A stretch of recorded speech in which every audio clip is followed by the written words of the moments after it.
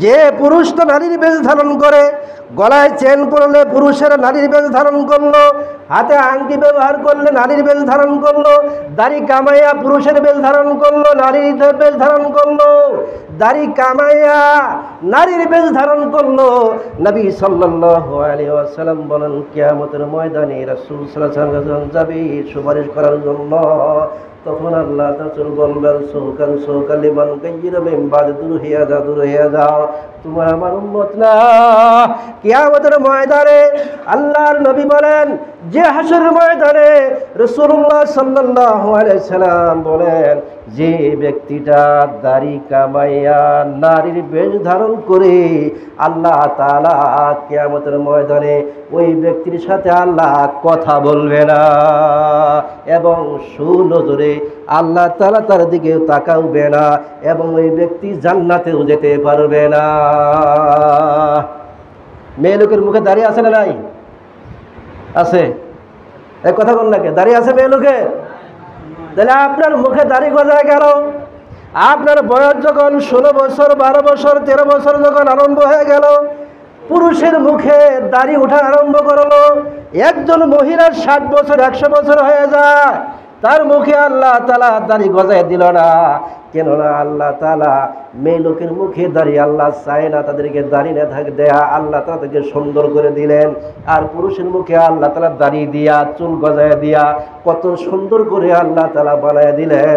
আর নবী সাল্লাল্লাহু আলাইহি ওয়াসাল্লাম বলেন, যে ব্যক্তি দাড়ি কামায় এবং কি দাড়ি ছাটে, অনেক আছে দাড়ি ছাড়ে, দাড়ি আছে ঠিকই আছে, কিন্তু দাড়ি কাটতে কাটতে কাটতে কাটতে ছোট করে ফেলা যায়, কিছু কিছু দেখা যায়।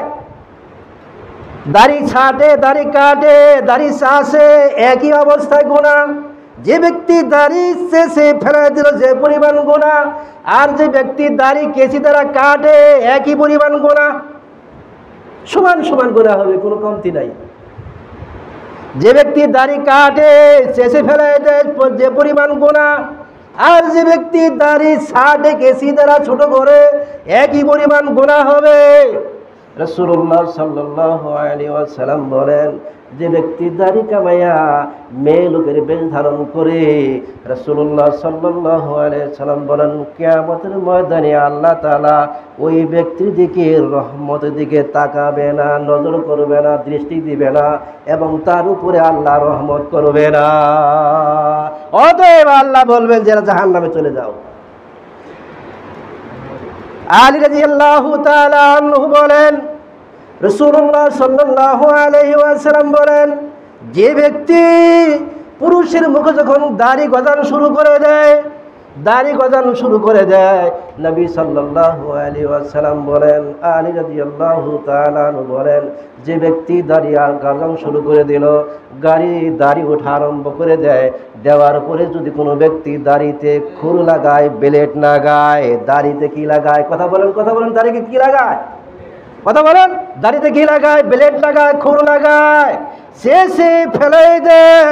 নবী সাল্লাল্লাহু আলাইহি ওয়াসাল্লাম বলেন, সে যেন মুহাম্মদ সাল্লাল্লাহু আলাইহি সাল্লামের কলিজার মধ্যে ব্লেড লাগাইলো, কলিজার মধ্যে খুর লাগাইলো। আর আল্লাহ তাআলা বলেন, কুল ইন কুনতুম তুহিব্বুনাল্লাহ ফাত্তাবিউনি ইউহিব্বুকুমুল্লাহ ওয়া ইয়াগফির লাকুম যুনুবাকুম ওয়াল্লাহু গফুরুর রহিম। আল্লাহ বলেন, হে রাসূল আপনি বলে দেন, যদি তোমরা আল্লাহকে ভালোবাসতে চাও, আল্লাহকে অনুকরণ করতে চাও, তাহলে মুহাম্মদ সাল্লাল্লাহু আলাইহি সাল্লামের আনুগত্য করো, অনুসরণ করো। তাহলে আল্লাহ তাআলা ওই ব্যক্তির পূর্বের গুনাহগুলো আল্লাহ তাআলা ক্ষমা করে দেন। সুবহানাল্লাহি ওয়া বিহামদিহি, সুবহানাল্লাহিল আযীম। তাহলে আনুগত্য করতে হবে কার? মুহাম্মদ সাল্লাল্লাহু আলাইহি সাল্লামের।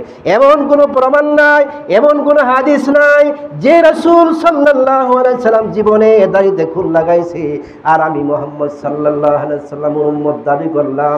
উম্মত দাবি করার পরে মুখের মধ্যে ব্লেড লাগাইলাম, লাগানোর পরে রাসূলুল্লাহ সাল্লাল্লাহু আলাইহি সাল্লামের কলিজার মধ্যে ব্লেড লাগাইয়া আবার আপনি দাবি করেন যে আমি মুহাম্মদ সাল্লাল্লাহু আলাইহি সাল্লামের উম্মত। হ্যাঁ, দাবি করি আমরা আবার কি আর মুহাম্মদ সাল্লাল্লাহু আলাইহি সাল্লামের উম্মত। এত তো দোষ নয় বারবার দাঁড়িয়ে আমরা কামাই, তারপর কি চুল গোজা বাদ দেয়? বাদ দিছে? কথা কয় না, বাদ দিছে?